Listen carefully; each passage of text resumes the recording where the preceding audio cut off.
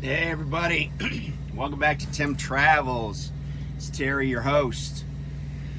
I'm here in Ohio, and yeah, we're just waiting to pick up a load. Co-driver's in taking a shower. We'll work out a little bit, and then we'll get on the road a little bit later.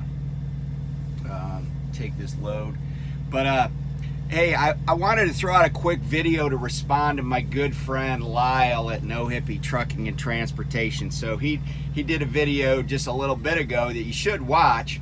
It's called it's basically you should consider being a trainer. And so I'm going to kind of title this, you should consider being a trainer if. And one of the things, I got to fix my Hawkeye hat here. One of the things that you know, I've kind of gleaned from my own trainees is their experiences with other trainers. Because every single trainee that I've had, so I've had 3 so far, has been what I call an orphan. Like they've been on somebody else's truck during TNT, and then for whatever reason needed to get a different trainer. So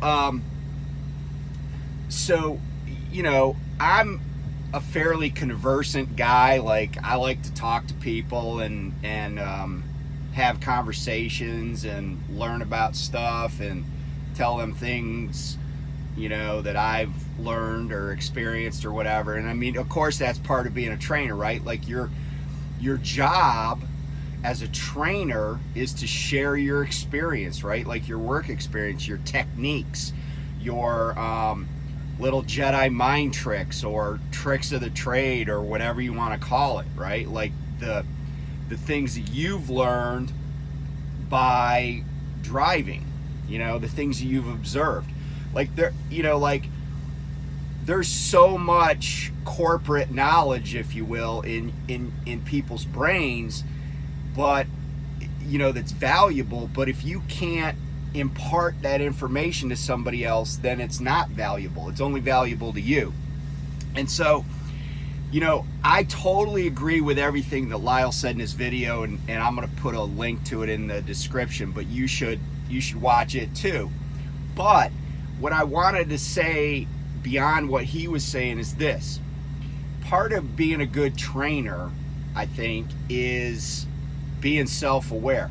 Like if you're, and so what I'm saying is, yeah, we need more trainers at Prime, and I know other companies, they had the same, you know, like when I was trained at night, they had trouble getting trainers. But the thing is, if you're not cut out for training, it's okay. But if you're gonna train, then you need to be a good trainer. And you know, one of the things that I've talked to my, you know, all the co-drivers that I've had is a lot of trainers are, you know, really not very communicative. Like they'll drive for hours and just not say a word and not interact with their trainee. And you know, the thing is, if you don't like it, first of all, it's really awkward, I think. And second of all, when you don't talk to somebody, they don't know where they stand with you. You know, I mean, truthfully, if I'm silent towards somebody, it's usually because I'm irked with them. Like if I'm being, you know, like a little animated with somebody or yelling even, it's not because, I mean, it certainly might be because there's something that they're doing wrong and I want them to stop doing it, I want them to fix it or whatever.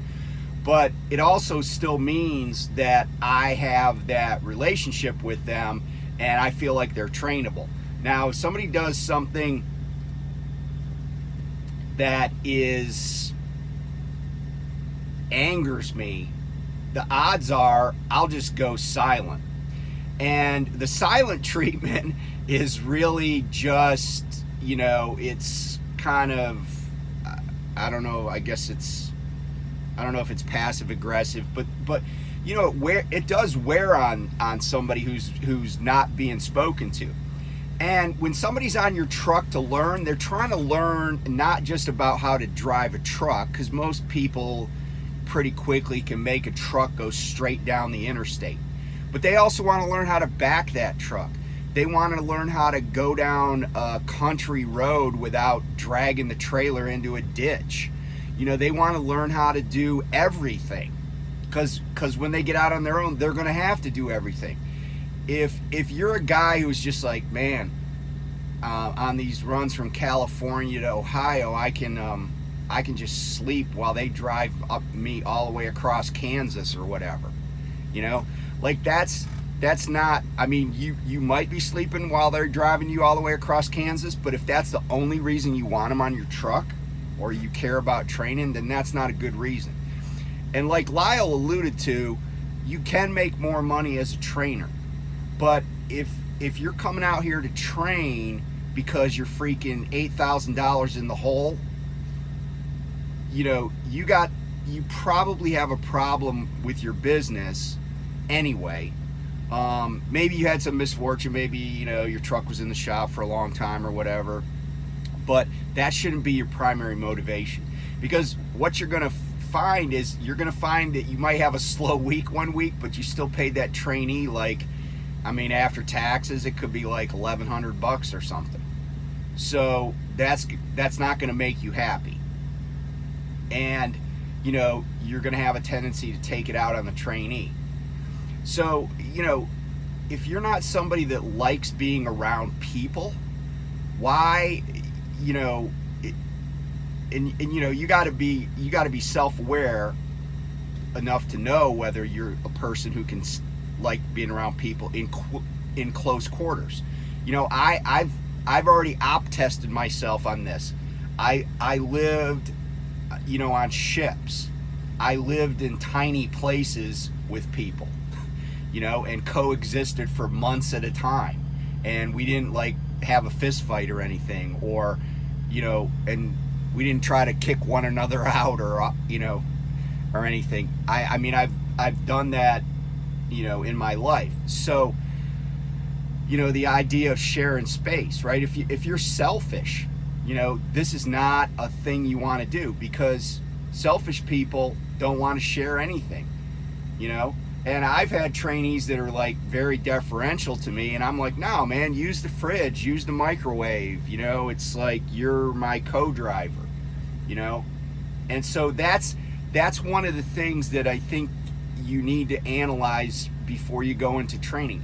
And Lyle's right, every single trainee I've had on my truck has been what I call an orphan. They've already had a TNT trainer and needed to get a different ride. And it really is frustrating, I think, that if somebody has to sit at home. I'm doing my best to contribute. I know there's a lot of good drivers out there, and like Lyle was saying, take one person that's an orphan that only needs to be, I have my first trainee, Gabe. He was only on my truck maybe 10 days. I mean, it went by so fast. I was like, dang, that was already done, and it wasn't horrible.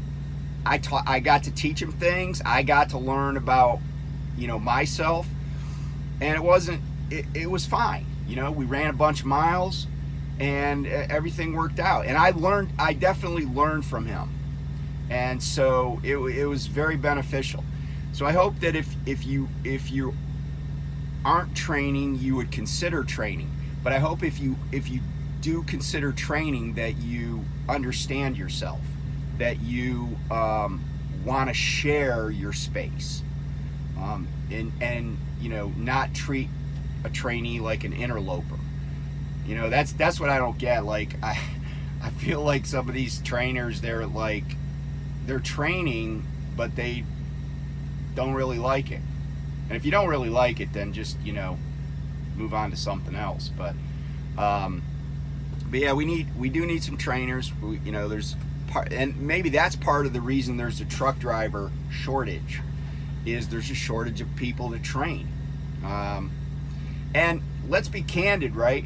You drive a truck, do you really want a guy who, or gal, who got their CDL from some CDL school, let's say, and then immediately just gets put on the road. Because there are lots of trucking companies that do that. I mean, you know it, right? You see it. There was a guy at a loading dock one time. He didn't know how to connect his truck, right? But he drove it there. But then they told him to disconnect. He couldn't get it connected because he'd never done that before. But you know, we don't want drivers like that on the road anyway, do we? So, you know, we could be part of the solution. Anyway, so shout out to Lyle for just prompting me to think of that stuff. Oh, and by the way, and the company Prime has mentioned this in some of the like phone messages, like that they put on while you're waiting to talk to your fleet manager. But if you're a person that doesn't like to shower until you get to home time, don't be a trainer. Okay? Don't be, you know, yeah, just if you got some really bad habits, you don't change your clothes, you don't change your underwear, you don't take a shower, you never brush your teeth, you got like, you know, a gallon of piss sitting on the floor in your truck, don't be a trainer. Okay, nobody should be subjected to that. That's your world. That's kind of your business. But don't subject anybody else to that. Be honest about it. You know, if you're repulsive, you know, at least own it, and then just don't subject anybody else to that.